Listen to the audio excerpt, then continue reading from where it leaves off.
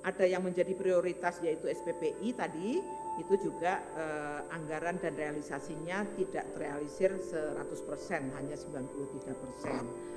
Nah, Ibu dan Bapak, catatan berikutnya adalah soal pengadaan motor listrik. Nah, ini juga menjadi hal yang kami pertanggungjawabkan kepada DPR.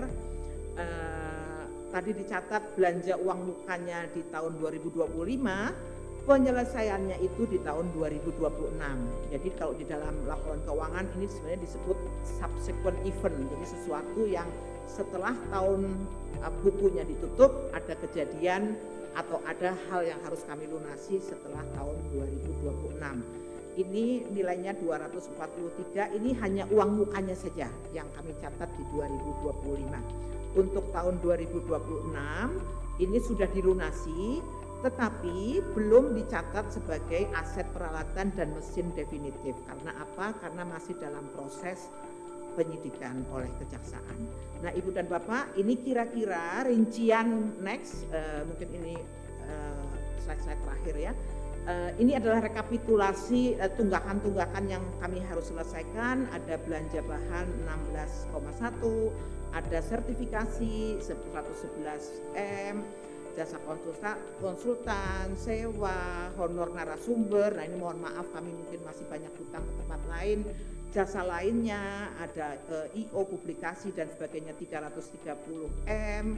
Kemudian kami juga masih punya hutang ke Unhan 7,3M, perjalanan dinas 684 juta, tunggakan banper 100M, belanja modal dan seterusnya, totalnya 1,609. Tapi insya Allah kami akan lunasi, kami akan selesaikan di tahun 2026 ini.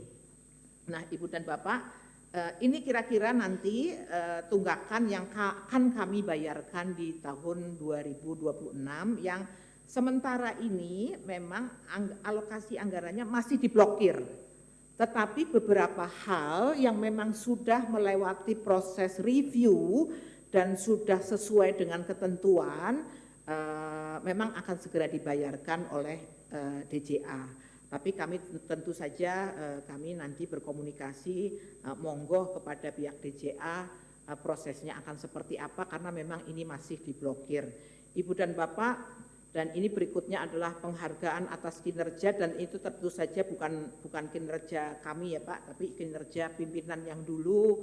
Jadi ada beberapa capaian yang penghargaan LKPP, sertifikat dari LKPP, Piala Adipraya, dan seterusnya. Monggo dilihat.